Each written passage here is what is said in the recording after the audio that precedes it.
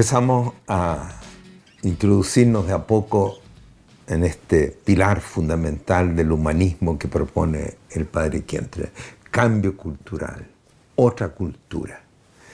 Esta cultura que se ha ido gestando sin Dios ha hecho maravillas. Piensen en la técnica, en la ciencia. Hoy día todo es posible. ¿Cierto? Yo puedo manipular la vida. Se hizo la clonación, ¿se recuerdan? Con una ovejita. ¿Por qué no con el hombre? Estamos ya metiéndonos en el cerebro de la persona, o sea, le vamos a poner un chip y vamos a hacer que esa persona actúe así o asá. O vamos a hacer una genética como se hace para los animales, digamos, que se va haciendo una raza nueva, digamos, por genética. Vamos a empezar tenemos los elementos para engendrar in vitro y después será de otra forma, digamos. ¿Y qué va a pasar? ¿Se fija? Hay un panorama increíble por delante. O sea, la técnica es maravillosa, pero la pregunta es cómo la usamos. ¿No es cierto? Cómo se descubrieron, piensen ustedes en la bomba atómica, maravilla de técnica, pero cómo la usamos. Ese es el problema. Sin Dios caemos en el relativismo, o en una libertad, y que el que quiera haga lo que se le dé la gana. Y si se le da algo en la gana que tiene que matar a otro, bueno, lo mata, junta a otro y crea otro partido, otra fracción o lo que sea, digamos. Tiene libertad, hacer lo que se le ocurra. Y en ese ámbito, en ese ambiente o realidad cultural, la Iglesia, les decía, ha ido perdiendo cada vez más terreno. Cuando el padre Kierkegaard se refiere a que sin Dios no hay posibilidad de un real humanismo, se está refiriendo no a cualquier Dios, sino que al Dios revelado por Cristo Jesús. Y con ello a la Iglesia instituida por el Señor, guardiana de la verdad y luz del mundo. ¿No es cierto?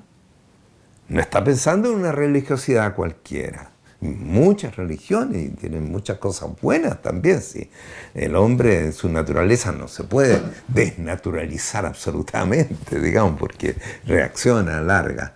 Si se suprime algo que es fundamental para el hombre, va a ser una mala experiencia que después en algún momento de la historia va a reaccionar y así no. ¿Eh?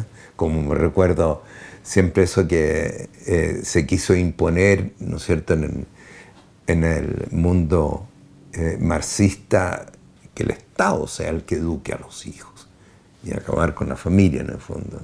No resultó, se volvió algo original de Dios. ¿Se fijan? Eso va a estar siempre presente. Pero acá el proceso, les digo, se ha complicado mucho porque hay dos cosas. Una, que la Iglesia estaba orientada no hacia el humanismo. Y segundo, que la Iglesia muchas cosas ha fallado. Nosotros los católicos, jerarquía y laico. Primero que todo, la Iglesia durante siglos, la espiritualidad cristiana, católica, estaba orientada hacia el más allá, hacia lo definitivo, la patria eterna, la vida eterna, Dios, estar en Dios. ¿Y el mundo qué es? El mundo es donde vivimos por ahora, digamos. Esta no es nuestra patria. Aquí no nos quedamos. Es transitorio. Y además, este mundo está contaminado. Está contaminado del pecado. En la Revelación, ¿no es cierto?, se nos dice: Dios creó al hombre a su imagen y semejanza, Pero el hombre desobedece y por eso entra el pecado en el mundo, y con el pecado, digamos, del inicio, empieza a actuar en el hombre, en el género humano, la realidad del pecado original. Nuestra naturaleza está herida, enferma, y hay que sanarla. Eso es lo que genera, ¿no es cierto?, una espiritualidad que deja al mundo. El mundo es una red, el mundo es engañoso, el mundo es de pecado, y que muchas cosas es así, por el pecado original, justamente. Pero en la revelación de este Dios verdadero en Cristo Jesús nos dice, y Dios redimió al hombre en Cristo Jesús, dándole la gracia. Expió el Señor por nosotros ese pecado presente, nos mereció la gracia de ser de nuevo hijos de Dios, pero dejó las consecuencias del pecado. Una inteligencia del hombre que falla, que cae fácilmente en el error. Una voluntad que de repente se extravía, no actúa, no realiza, no decide. Una libertad, digamos, muy débil. Y la vida afectiva, instintiva, ¿para qué decir? O sea, para nosotros es una revelación el pecado original, pero yo diría que la revelación, casi una de las cosas más sencillas de aceptar desde el punto de vista de alguien que no cree, es ver la realidad de esta naturaleza que falla constantemente. Más todavía, va a descubrir que hay una brutalidad en los hombres a veces que va más allá del humano, que es sobrehumana. Y ahí la revelación de nuevo nos va a decir que existe, como lo expresa San Pablo, el príncipe de este mundo, el demonio. Un principio de desintegración, de pecado, ¿no es cierto?, que está actuando en el hombre. ¿En qué estamos entonces? Una iglesia que acentúa esto. Dejemos al hombre, no nos ensuciemos, por así decir, vayamos a Dios. Y deja el mundo a la deriva. No es más sal de la tierra y luz del mundo, como lo había pensado el Señor.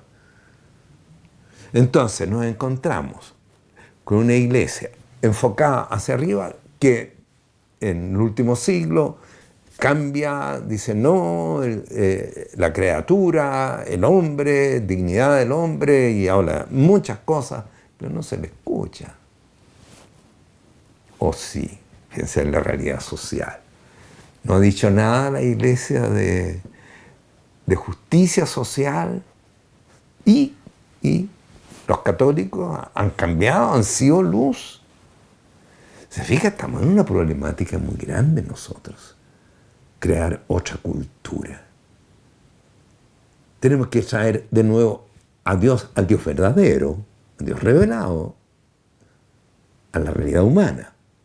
Ver que ese Dios nos creó, nos redimió, nos dio su gracia, una gracia que sana a la naturaleza y la eleva incluso más allá de lo que solamente desde el punto de vista natural podría tener como grandeza. O sea, hay que empezar a tener otra visión, otra espiritualidad. Y esta iglesia que se centró en el más allá y empezó a fallar, a ser inconsecuente. Porque, por ejemplo, tomar un solo ejemplo que es importante, digamos, debiendo ser luz del mundo en la dignidad del hombre y de la autoridad de cómo el hombre, que esa autoridad debe servir a la dignidad de la persona, de la comunidad, se fue dejando de lado. Entonces la iglesia está en una crisis interna que es absolutamente necesario sanarla, pero que no se va a sanar simplemente dictando leyes o aclarando unas cosas o agregándole un tomo más a la doctrina, digamos. Es una cosa mucho más profunda. Hay una cultura de vivir el cristianismo que hay que cambiar. Una visión y una cultura. Bueno, como ven ustedes, son temas bien complejos, pero bien reales también, ¿eh? Vamos a seguir después ahondando más en estos pensamientos. Pero ustedes mismos reflexionen, vean qué opinión tienen, cuál es la realidad que los rodea en cuanto a su espiritualidad, lo que llama el Padre Kent la separación de fe y vida, la vida real, es sin Dios. Y tenemos fe y tenemos devociones y todo lo demás. Véanlo ustedes, vean la realidad nuestra también como trinitarianos, de cuánto estamos aportando verdaderamente a una profunda renovación de la Iglesia. Y por supuesto, en ella, de la realidad temporal, el mundo de los laicos. Bueno, sigamos después.